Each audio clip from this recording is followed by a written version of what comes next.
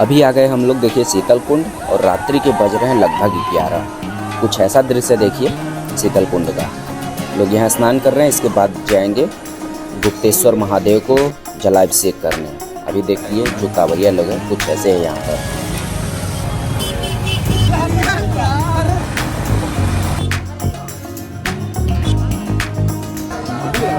यह रास्ता पाताल गंगा की तरफ जाता है कि ये नंदी महाराज है।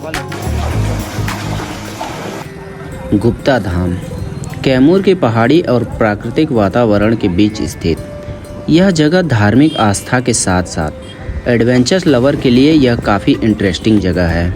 और अभी हम लोग हैं बिहार के रोहतास ज़िले में, जिसे बिहार का स्विट्जरलैंड या मिनी कश्मीर भी कहा जाता है। और सामने जो आपको बांध दिखाई दे रही है ये करमचट बंधा है या दुर्गावती बांध भी कहते हैं इसे। और इन्हीं पहाड़ियों के अंदर हमारे भगवान शिव का प्राचीन धाम मौजूद है, जहां सावन मास में दूर दूर से श्रद्धालु यहां पर पहुंचते हैं। लेकिन दोस्तों, यहां पहुंचना किसी सामान्य मंदिर के पहुंचने जैसा बिल्कुल भी नहीं है। रास्ते में आपको मिलेंगे जंगल, पहाड़, पथरीले रास्ते और कई हिस्से जहां आपको संभल कर आगे बढ़ना पड़ेगा। तो चलिए बिना समय गंवाए शुरू करते हैं गुप्ता धाम की हमारी पूरी जर्नी। इस बार गुप्ता धाम जाने वाले श्रद्धालुओं के लिए क्या क्या नियम है। यदि आप बाइक से जा रहे हैं तो आपके पास हेलमेट, ड्राइविंग लाइसेंस और एक बाइक पर 2 लोग हैं तभी आप इसके अंदर एंट्री कर पाएंगे। यदि आप कार से जा रहे हैं तो आपका कार देखिए करमचट डैम पर ही खड़ी हो जाएगी। आपको पैदल ही पूरे 18 किलोमीटर का ट्रैक करके मंदिर के पास पहुंचना होगा। इसीलिए इस बार कार से आने वाले श्रद्धालु थोड़ा सचेत हो रहे हैं। देखिए जैसे जैसे हम लोग गुप्ता धाम की तरफ आगे बढ़ रहे हैं वैसे वैसे शहर की भागदौड़ से दूर हम लोग पीछे छोड़ते जा रहे हैं और प्रकृति की गोद में देखिए हम लोग आगे बढ़ते जा रहे हैं। कुछ ऐसा व्यू है इस गुप्ता धाम का जिसे देखिए बिहार का स्विट्जरलैंड ऐसे ही नहीं कहा जाता है। इसकी खूबसूरती आप देखिए जो बेहद ही खूबसूरत है। और श्रद्धालु की संख्या आप देखिए, ये रास्ता है मंदिर पर कितने ज़्यादा लोग होंगे। और ये पहला देखिए वाटरफॉल है और कई वाटरफॉल इस बार देखिए गिर नहीं रहे क्योंकि बारिश अच्छी हुई नहीं है इस बार। तो कुछ ऐसा व्यू है। ये पहला वाटरफॉल हमको मिला है जहाँ पे देखिए श्रद्धालु लोग नहा रहे हैं और काफ़ी एंजॉय भी कर रहे हैं। ऐसा लग रहा है जैसे हम धीरे धीरे किसी ऐसी दुनिया में प्रवेश कर रहे हैं जहाँ पर प्रकृति और आस्था दोनों एक साथ दिखाई दे रहे हैं। देखिए करीब 2 घंटे से हम लोग बाइक को ऐसे ही लेकर आ रहे थे। करीब 2 किलोमीटर ही चले होंगे तो हमारी बाइक का चैन उतर गया था। जो देखिए अभी कम से कम हम लोग को 16 किलोमीटर का ट्रैक अभी और करना था, मतलब राइड करना था। तो महादेव के रूप में ये लोग देखिए हम लोग की मदद कर रहे हैं, नहीं तो हम लोग कैसे वहाँ तक पहुँचते। और पीछे जा भी नहीं सकते क्योंकि पीछे कोई दुकान भी नहीं मिलता हम लोगों को। हम लोग भलाई था कि हम लोग कैसे भी मंदिर के पास पहुँचे और अपने बाइक को उसी जगह बनवाए क्योंकि वहाँ पे मिस्त्री होना ज़्यादा सूटेबल होता है। हम तो यही कहेंगे कि आप लोग जाएं तो अपनी बाइक को मेंटेन करा के जाएं, चैन वैन टाइट करा ले। तो देखिए इन भाई साहब लोगों ने हम लोगों की मदद की। बाइक रोक कर मिस्त्री इनके पीछे आ रहे थे, उनको साथ लेकर आए, फिर उन्होंने हमारी बाइक को यहाँ ठीक किया। और दोस्तों, अगर आप पहली बार यहाँ आ रहे हैं तो सबसे ख़ास बात, आपको अपनी जर्नी के लिए पहले से तैयारी रखनी चाहिए क्योंकि आगे का रास्ता सामान्य साइड सीइंग जैसा नहीं है। और देखिए बाइक के कारण हम लोग को काफ़ी रात हो गया है। अभी हम लोग का मंजिल काफ़ी दूर है, करीब कम से कम यहाँ से 10 किलोमीटर है ट्रैवल करने को। और ये देखिए एक छोटा सा वाटरफॉल पड़ा है। नहीं, ये बेहद ही खूबसूरत वाटरफॉल है। जब यहाँ बारिश होती है और जब यहाँ से वाटरफॉल गुजरता है तो ये दृश्य और भी अच्छा लगता है। और बाकी देखिए कुछ श्रद्धालु यहाँ पर स्नान कर रहे हैं, जिनको ट्रैवल के बाद देखिए नहाने का अलग ही एंजॉय होता है। जो देखिए कुछ श्रद्धालु उधर हैं, कुछ इधर नहा रहे हैं। ये उधर से वाटरफॉल के साउंड आ रहा है। जो रात हो गया तो हम आपको नहीं दिखा पाएंगे। और रास्ते को देख रहे हैं आप, इसकी भीड़ को देखिए, लग नहीं रहा है कि ये रात्रि का सीन है। काफ़ी भीड़ है इस रास्ते पर। जो श्रद्धालु लोग हैं वो रात में भी महादेव के पास पहुंचना चाह रहे हैं जल्दी से जल्दी, क्योंकि उनको हो सकता है कि 12 बजे के बाद जल चढ़ाना हो। और कुछ ऐसे रास्ते थे और बीच में ही देखिए बारिश शुरू हो गई और बारिश का आनंद लेते हुए हम लोग महादेव के दरबार में जा रहे थे, जो काफ़ी एंजॉय हो रहा था, मज़ा आ रहा था। जंगल में ऐसा ट्रैवल करने का अलग ही एक्सपीरियंस लग रहा था।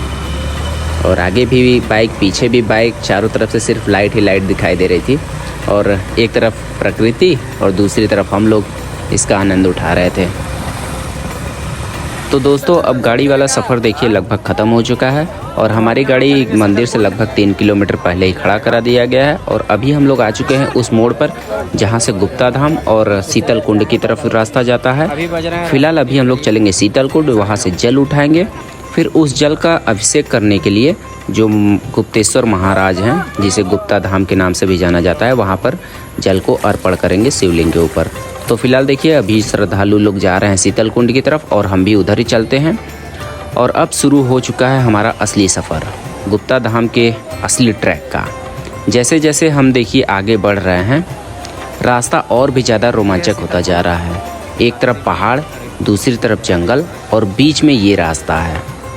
और आखिरकार वो जगह सामने आ गई जिसके लिए हमने इतना सफ़र तय किया, और ये है शीतल कुंड। यहीं से श्रद्धालु लोग जल लेकर भगवान भोलेनाथ का जलाभिषेक करते हैं। इस गुप्ता धाम की गुफा में बाबा भोलेनाथ का दर्शन करने से पहले श्रद्धालु शीतल कुंड में स्नान करते हैं। इस कुंड का जल अत्यंत पवित्र माना जाता है। भक्त यहाँ पर स्नान करने के बाद यहाँ से जल उठाकर बाबा गुप्तेश्वर नाथ पर जलाभिषेक करते हैं। शिव भक्तों के लिए यह शीतल कुंड की जलधारा किसी अमृत के समान माना जाता है। शीतल कुंड के पास ऊंचे ऊंचे पहाड़ों से एक सुंदर प्राकृतिक झरना गिरता है। पहाड़ों और घने जंगलों से घिरे होने के कारण इस कुंड का पानी बेहद ही ठंडा और साफ रहता है। बारिश के मौसम में यहाँ का प्राकृतिक दृश्य, पहाड़ और झरने अद्भुत और अलौकिक दिखाई देते हैं। यह जगह जितनी ही खूबसूरत है उतनी ही खतरनाक मानी जाती है, क्योंकि यहाँ पानी का बहाव तेज है और गहराई बहुत ज़्यादा है। स्थानीय प्रशासन और जानकार लोगों द्वारा यहाँ पर आने वाले पर्यटक को केवल घाट के आसपास ही रहने और गहरे पानी में न उतरने की सलाह दी जाती है।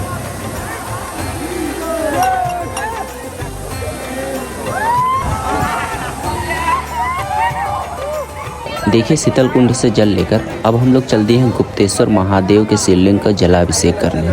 और आप ये लाइन देखिए, ये भक्तों की काफ़ी लंबी लाइन है जो श्रद्धालु लोग जलाभिषेक करेंगे महादेव के शिवलिंग पर। कल देखिए सोमवार है और ये लोग आज रात्रि के बज रहे हैं 11। ये लोग देखिए रात से ही लाइन लगा लिए हैं। जो देखिए 12 बजे के आसपास मंदिर का प्रांगण खोल दिया जाएगा और जलाभिषेक स्टार्ट हो जाएगा। तो ये लोग देखिए 10 बजे के आसपास ही लाइन लगा लिए हैं और ये लाइन कम से कम 2 किलोमीटर पहले तक चली गई है। तो हम लोग आपसे एक बात कहना चाहेंगे कि आप लोग यदि सोमवार को आ रहे हैं तो इस दिन को आप लोग टाल दें, क्योंकि सोमवार के दिन यहाँ पर बहुत ज़्यादा भीड़ होती है और लाखों की संख्या में श्रद्धालु यहाँ पर दर्शन करने के लिए आते हैं। तो इस दिन को आप अवॉइड करके किसी और दिन भी आ सकते हैं। तो दोस्तों अभी हम लोग पहुँच चुके हैं गुप्ता धाम के द्वार पर। और कहा जाता है कि ये जो पत्थर ब्लैक हुआ पड़ा है, भस्मासुर यहीं भस्म हुआ था, उसी के कारण ये पूरा पत्थर ब्लैक हुआ पड़ा है। और यहीं पे देखिए भगवान विष्णु की प्रतिमा है जो मोहिनी रूप धारण करके भस्मासुर के साथ नृत्य करके उसको भस्म किए थे। जैसे जैसे अंदर जाते हैं बाहर की रोशनी कम होती जाती है और गुफा का वातावरण बिल्कुल अलग महसूस होने लगता है। यहाँ का प्राकृतिक पथरीला स्वरूप और शांत वातावरण इस जगह को और भी खास बना देती है। और सबसे खास बात, यहाँ पहुँचने के बाद आपको समझ आता है कि लोग इतनी दूर इतनी कठिन रास्ते से आखिर क्यों आते हैं। तो गुफा के अंदर इस प्रतिमा को कहा जाता है कि ये नंदी महाराज हैं और इसको कहा जाता है कि ये त्रिदेवों का स्वरूप है। गुफा के अंदर ही एक दूसरे साइड ये रास्ता जा रहा है जिसको कहा जाता है कि यह रास्ता पाताल गंगा की तरफ जाता है, जिसके अंदर कभी भी पानी नहीं सूखता है। इस गुफा की ऐसी मान्यता है कि ये सब ऊपर भगवान भोले की जटा है जिससे पानी रिसकर अनेक शिवलिंग का निर्माण होता है। जैसा कि आप देख रहे हैं इस गुफा के अंदर ऐसे ही सैकड़ों शिवलिंग का निर्माण हुआ है जो धीरे धीरे लंबे समय में इस शिवलिंग का निर्माण होता है। यहाँ से देखिए यह गुफा धीरे धीरे सक्रिय होती चली जा रही है और धीरे धीरे करके अब हम लोग गुफा के काफ़ी अंदर तक आ गए हैं। और यहाँ से देखिए ऑक्सीजन लेवल काफ़ी कम हो गया है और जो भी देखिए दमा और अस्थमा का पेशेंट हो वह गुप्ता धाम आने को इग्नोर ही करें तो अच्छा रहेगा, क्योंकि गुफा के अंदर ऑक्सीजन लेवल वाकई में कम हो जाता है जिससे आपको काफ़ी दिक्कत का सामना करना पड़ सकता है। इसीलिए आप लोग यहाँ पर आना इग्नोर ही करें। बाकी ये सब देखिए कहा जाता है कि ये भगवान भोले की जटा है जिससे पानी रिसक अनेकों शिवलिंग का निर्माण होता है। कुछ ऐसा व्यू दिखता है जो देखिए ये प्राकृतिक गुफा है। और अब वो पल आ गया जिसके लिए हमारी पूरी यात्रा थी, भोलेनाथ का दर्शन। दोस्तों, इतनी लंबी यात्रा और पहाड़ी रास्ते के बाद जब आप यहाँ पहुँचकर दर्शन करते हैं तो उस अनुभव को शब्दों से बताना बहुत मुश्किल है।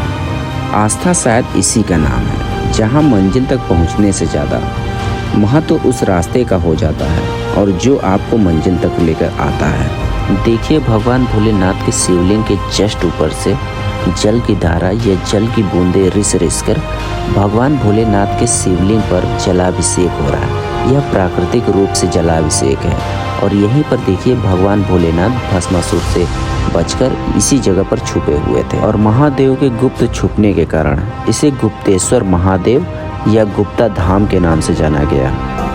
आशा करता हूं दोस्तों कि आपको हमारा ये वीडियो पसंद आया होगा। यदि आपको ये वीडियो पसंद आया तो प्लीज़ वीडियो को लाइक, शेयर, सब्सक्राइब और कमेंट करना ना भूलें। और साथ ही में आपको कोई राय देनी हो तो प्लीज़ कमेंट करके ज़रूर बताएं। अभी के लिए अलविदा लेते हैं दोस्तों। जय हिंद, जय भारत।